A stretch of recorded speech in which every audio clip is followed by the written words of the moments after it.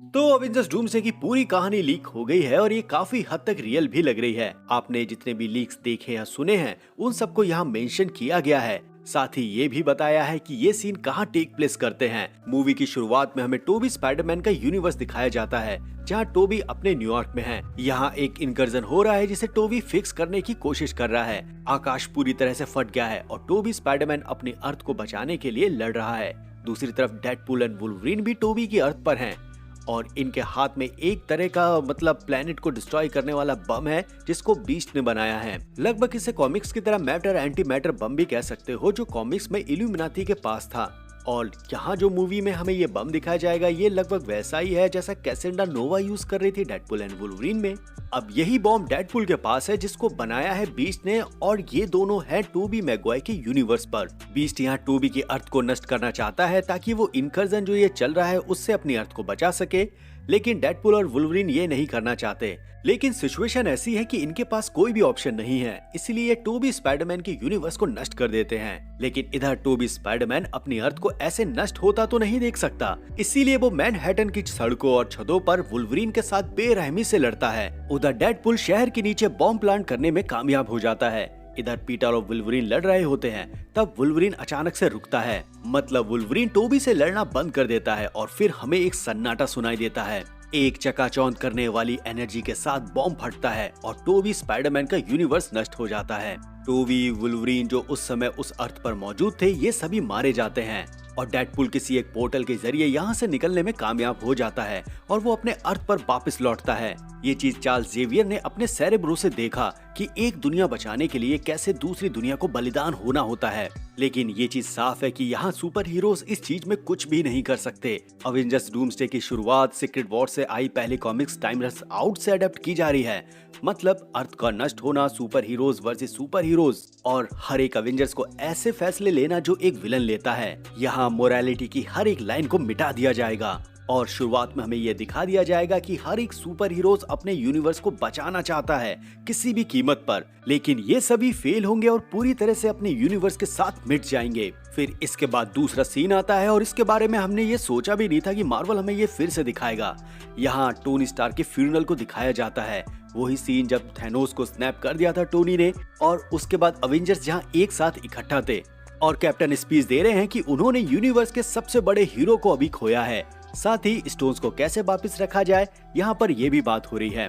तो फ्यूनरल के बाद एंट मैन के साथ सभी अवेंजर्स बैठे हैं जिनमें स्टीव रॉजर्स भी हैं। यहाँ बात हो रही है कि स्टोन्स को उसी टाइम पर कैसे रखना है जहाँ से उन्हें उठाए गए थे और फिर हम जानते हैं कि स्टीव ने ये काम किया और वो वापस नहीं आए। उन्होंने पैगी के साथ रहने का फैसला किया और उनका एक बेटा हुआ जेम्स। यहाँ इस टाइमलाइन पर कैप ने लगभग 8 साल बिताए, लेकिन फिर एक दिन यहाँ लोकी प्रकट हुआ और यहाँ ये जो मोमेंट है कि लोकी स्टीव से मिला है ये लोकी सीजन 2 के फाइनल के पहले का है। मतलब तब तक का जब तक लोकी ने मल्टीवर्सल ट्री नहीं बनाया था और सीजन 1 लोकी का कंप्लीट हो गया था। लोकी यहाँ स्टीव को आकर ये बताता है कि TVA नाम की एक चीज है।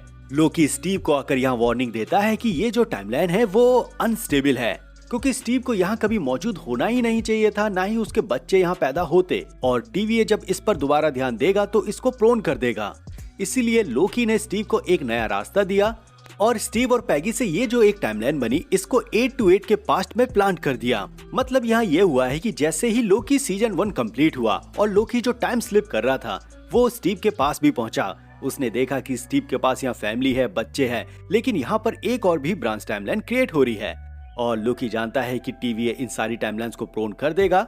इसलिए लोकी स्टीव और पैगी को एक नया चांस देता है, 828 के पास्ट में भेज देता है जहाँ से वो फैंटास्टिक 4 के यूनिवर्स के पास्ट में रहने लगते हैं। और फिर इधर लोकी वापस से लोकी सीजन 2 के इवेंट की ओर बढ़ जाता है। जाने से पहले लोकी ने यहाँ स्टीव के लिए एक कांड भी किया था, बस इस लीक में है तो मैं बता दे रहा हूँ कि यहाँ लोकी के पास एक कार्ड भी है जिसके जरिए समय आने पर वो किसी भी टाइमलाइन से लोकी से कांटेक्ट कर सकता है। अब 10 साल बीत चुके हैं स्टीव और पैगी को 828 यूनिवर्स में। वहीं 828 के प्रेजेंट में डॉक्टर डूम, सू स्टॉर्म और फ्रैंकलिन रिचर्ड से मिलने जाता है जिसको हमने फैंटास्टिक फोर के पोस्ट क्रेडिट सीन में देखा था। यहाँ इनके आगे की कहानी स्टार्ट होती है। हमें पता चलता है कि इन दोनों के बीच में थोड़ी तो टकराव है, लेकिन इतनी भी नहीं कि ये एक दूसरे को देखते ही मारना शुरू कर दें। डॉक्टर डूम और फैंटास्टिक फोर के साथ एक दूसरे की हिस्ट्री कुछ रही है, ऐसे ही जैसे ये एक दूसरे को पहले से भी कभी जानते थे। यहाँ डूम बताता है कि वो रीड से बस बात करने आया है, क्योंकि अब उसका यूनिवर्स भी इनकर्जन की चपेट में आ गया है। डूम ये भी कहता है कि कुछ समय बाद तुम्हारी यूनिवर्स में लगातार इनकर्जन होंगे, लेकिन वो इसका सोल्यूशन भी बताता है।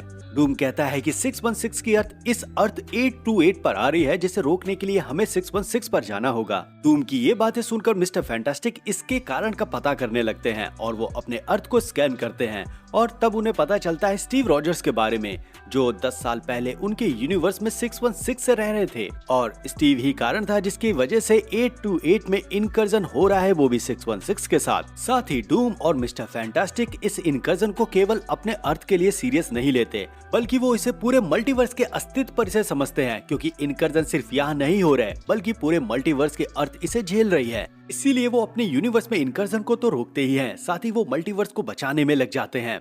अब पहला प्लान ये होता है कि स्टीव रॉजर्स को वापस से 616 पर भेज देना है ताकि इनकर्जन थोड़ा टल सके।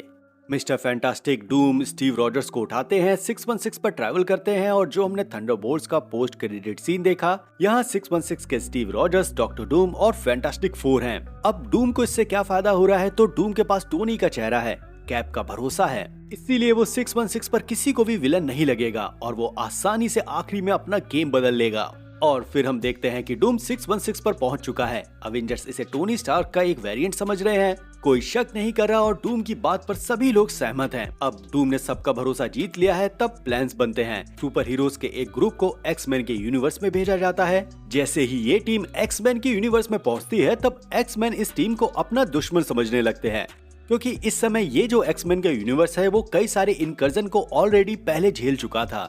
इसलिए हर कोई सुपर हीरो जब कोई शिप से इनके अर्थ पर आता था, तब इनके लिए वो एक दुश्मन जैसा ही था। शुरुआत में इन दोनों टीम के बीच में एक छोटी लड़ाई होती है और फिर मिस्टर फैंटास्टिक इस चीज को समझा पाते हैं कि वो उनके यूनिवर्स में आए हैं इनकर्जन से इनके अर्थ को बचाने के लिए। वहीं रीड और डूम का एक ये भी प्लान था कि वो हर एक अर्थ पर एक ऐसी कैनन इंटरडायमेंशनल गन को यूज करेंगे कि वो सामने वाली अर्थ को पूरी तरह से नष्ट कर देगी, और वो इस इंटरडायमेंशनल कैनन के लिए कुछ ऐसे सिलेक्टेड अर्थ को ही यूज करेंगे जिनको वो बचाना चाहते हैं। ये जो अर्थ होंगी जिन पर ये कैनन लगाया जाएगा, उनकी अर्थ को बचाने के लिए उसमें अवेंजर्स की 616 है, 828 से फैंटास्टिक फोर की है और अब एक्समैन की अर्थ को शामिल किया जाएगा। इसी बीच स्टीव रॉजर्स थॉर से बात करते हैं और थॉर को बताते हैं कि वो लोकी के बारे में जानते हैं। लोकी ने उन्हें एक कार्ड दिया है और वो इस कार्ड से लोकी से बात कर सकते हैं और वो अभी जिंदा है। ये सुनकर थॉर लोकी से मिलना चाहता है, इसलिए वो स्टीव के इस कार्ड को यूज करते हैं और थॉर पहुंचता है टीवीए में। और जैसे ही ये टीवीए पहुंचते हैं, टीवीए के जितने एजेंट हैं वो मारे जा चुके हैं और लोकी की भी डेथ हो गई है। टेम्पोरल लूम वाला फ्लोर जहां से मल्टीवर्सल ट्री दिखता था, वहां पर लोकी की डेड बॉडी पड़ी है, उसका दिल किसी ने निकाल लिया है और टाइमलाइन्स बस इधर उधर घूम रही हैं। स्टीव और थॉर ये सब देखकर समझ जाते हैं कि ये सब किसी पावरफुल आदमी ने ही किया है और उनका शक डूम की तरफ बढ़ जाता है। और यहाँ कोई है ऐसा जो इन लोगों को बताता है कि ये सब कांड करने वाला डॉक्टर डूम ही है। फिर इसके बाद स्टीव डूम के सामने जाते हैं और डूम सच्चाई बताने लगता है। वो कहता है कि इन कैनन का यूज कभी यूनिवर्स को बचाने के लिए था ही नहीं, बल्कि वो इनसे इनकर्जन होने देना चाहता था, क्योंकि वो जानता है कि इनकर्जन को कोई रोक नहीं सकता। ये हमेशा से होना ही था और इससे मल्टीवर्स का विनाश भी निश्चित था। बस वो इसका यूज करके इन सबको खत्म होने के बाद अपने डिजाइन से मल्टीवर्स को बनाने का प्लान बना रहा था। वो अपने परिवार को फिर से जिंदा करना चाहता था और एक ऐसे कंट्रोल रियलिटी को क्रिएट करना चाहता था जिस पर सिर्फ उसका हक हो। डूम स्टीव को अपने महल लैटवेरिया ले जाता है और यहाँ इस डूम की अर्थ का नाम भी लैटवेरिया है। यहाँ कुछ नकाबपोश विचेस हैं जो कैप के साथ खेल रही हैं और इनमें से एक पैगी जैसी दिखती है जो स्टीव को इमोशनली मैनिपुलेट कर रही है। फिर डूम यहाँ बताता है कि कैसे स्टीव ने डूम के यूनिवर्स को नष्ट किया। डूम ने बताया कि जब से स्टीव रॉजर्स 828 में आए हैं, तब से ये यूनिवर्स अनस्टेबल होता रहा। एक ऐसी रियलिटी जो इस यूनिवर्स में कभी मौजूद नहीं होनी थी, बस वो स्टीव रॉजर्स से बनी और इसकी वजह से इनकर्जन शुरू हुए। डूम ने इस इनकर्जन को रोकने के लिए कई सारे एक्सपेरिमेंट किए और उसकी वजह से उसने अपने परिवार, बीवी, बच्चों तक को गंवाया। डूम की फैमिली की डेथ हो गई, उसका चेहरा भी बेकार हो गया, जिसकी वजह से उसे एक आर्मर और मास्क पहनना पड़ता है। और इन सब का कारण कोई और नहीं बल्कि स्टीव रॉजर्स हैं। यहाँ डूम पूरी तरह से स्टीव रॉजर्स को दोषी करार देता है और स्टीव रॉजर्स से बदला लेने के लिए डॉक्टर डूम स्टीव रॉजर्स के सामने ही उसके बेटे जिमी को मार देता है। अब तक सभी super heroes, fantastic four, Avengers, X Men, इनको पता चल गया था कि डॉक्टर डूम एक विलन है, इसलिए ये सभी हमला करने का प्लान बनाते हैं लेटवेरिया पर। उधर थॉर ओडन से प्रार्थना कर रहा है अपनी इस आखिरी फाइट के लिए और ओडन वेलहेला से पूरी एक आर्मी भेज देते हैं। साथ ही बैकग्राउंड में एक चीज ये भी चल रही है कि इनकर्जन लगातार हो रहे हैं, कई अर्थ आपस में टकरा रही है और इन्हीं के बीच में लेटवेरिया डॉक्टर डूम की भी एक खुद की अर्थ है। अब यहाँ ये हो रहा है कि ये सभी सुपर हीरोज डॉक्टर डूम और उसके डूम बोर्ड से लड़ तो रहे हैं, लेकिन जो दूसरी अर्थ है उसके टकराव से ये सभी मर भी जा रहे हैं। हजारों सुपर हीरोज एक झटके में न जाने कितने सारे अर्थ के साथ लगातार मर रहे हैं और ये सिलसिला तब तक चालू रहता है जब तक हर एक अर्थ मिट नहीं जाती। आखिरी में जब सब कुछ मिट जाता है तब हमें एक सन्नाटा सुनाई देता है और यहाँ हमें दिखाई देता है डॉक्टर डूम जो अभी बचा हुआ है। और फिर हमें बताया जाता है कि डॉक्टर डूम ने लोकी को मारने से पहले उसकी पावर को चुरा लिया था, जिसकी वजह से वो बच पाया और अब वो इस पावर को यूज करके एक नए यूनिवर्स को क्रिएट करेगा जिसको नाम दिया गया बैटल वर्ल्ड। फिर इसके बाद हम देखते हैं कि इस मल्टीवर्स की ये जितनी भी अर्थ थी उनके छोटे छोटे टुकड़ों को मिलाकर एक अर्थ को क्रिएट किया गया। कुछ सुपर हीरोज को फिर से पुनर्जीवित किया गया और उनकी यादों को मिटा दिया गया, इनके इतिहास को फिर से लिखा गया। ये कुछ ऐसा ही है जैसे टीवीए के एजेंट थे, उनको हमेशा से ऐसा ही लगता था कि टीवीए ही उनकी धरोहर है, वहीं उनका जन्म हुआ है, वहीं उनके एंड होगा और वो इस काम के लिए ही बने हैं। वैसे ही बैटल वर्ल्ड में जब इन सुपर हीरोज को जब फिर से पुनर्जीवित किया गया, उनके पास उनकी पास्ट यादें नहीं थी, बस बैटल वर्ल्ड ही उनकी एक असली रियलिटी बन गई। किसी को भी ये एहसास नहीं था कि उन्होंने क्या खोया है, बस वो डूम के आगे सिर झुका के खड़े हुए थे और डूम यहाँ सामने एक सिंहासन पे बैठा था। और बस यही गॉड एम्परर डूम के साथ यहाँ डूम्सडे खत्म हो जाती है। इसका कोई पोस्ट और एंड क्रेडिट सीन नहीं है, बिल्कुल इन्फिनिटी वॉर और एंड गेम की तरह। लेकिन हमने यहाँ ये जो पूरी कहानी डिस्कस की, इसके लीक्स हम पहले भी सुन चुके हैं। आपको इस कहानी के बारे में क्या कहना है तो नीचे कमेंट बॉक्स में अपने थॉट शेयर करो और यहाँ तक सुना हो तो और देखा हो तो सब्सक्राइब करना भी मत भूलो। मिलते हैं अगली वीडियो के साथ, तब तक आप अपना ध्यान रखो, बाय।